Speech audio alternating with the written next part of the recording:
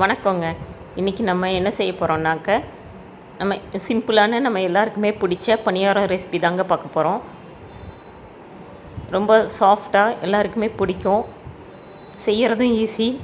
வாங்க எப்படி செய்கிறது அப்படின்னு பார்க்கலாம்.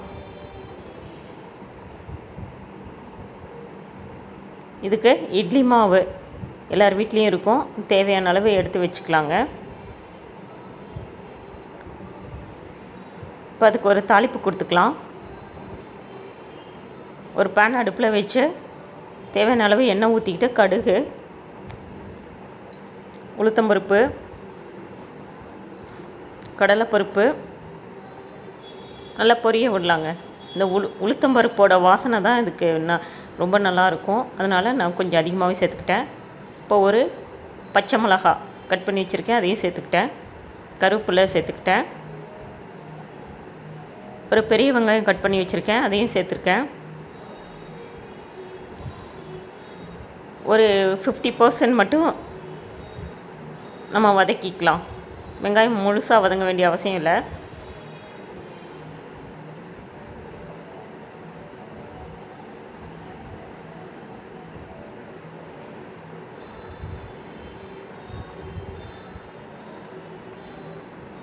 இப்போ வெங்காயம் வதங்கிருச்சு. பெருங்காயம் கொஞ்சம் சேர்த்துக்கலாம்.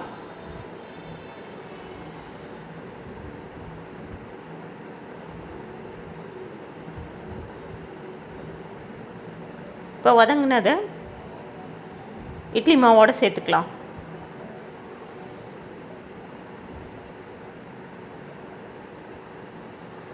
பொடியாக நறுக்கி வச்சுருக்கிற கொத்தமல்லியை சேர்த்துடலாம்.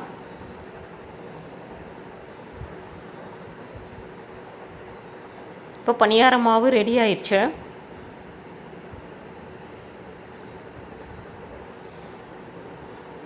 இப்போ ஒரு பணியாரக்கல் அடுப்பில் வச்சு காஞ்சதுக்கப்புறம் இப்படி எண்ணெய் ஊற்றிக்கலாம்.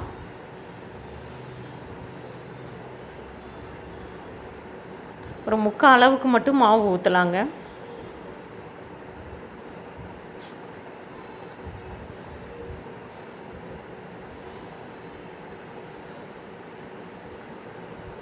மீடியம் ஃப்ளேம் வச்சு ஸ்லோ ஃபயரில் நல்லா வேக விடலாம்.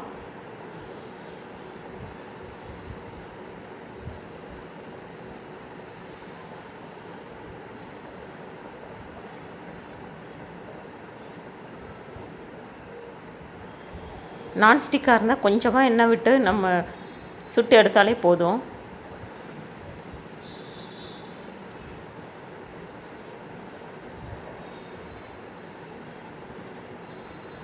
அடுத்த பக்கமும் திருப்பி போட்டு நல்லா வேக வைக்கலாம்.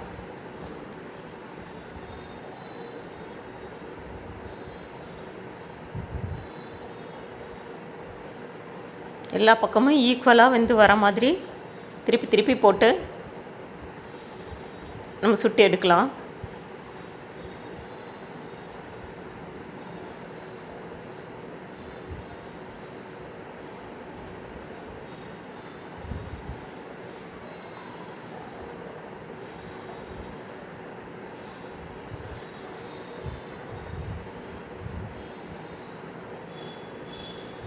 அவ்வளோதாங்க, பணியாரம் ரெடி ஆயிடுச்சு.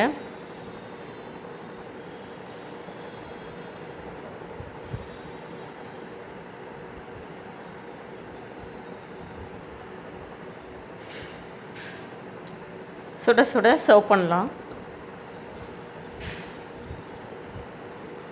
இந்த வீடியோ பிடிச்சிருந்ததுன்னா லைக் பண்ணுங்கள், ஷேர் பண்ணுங்கள், சப்ஸ்கிரைப் பண்ணுங்கள். நீங்களும் இதே மாதிரி செய்யுங்க. Thank you.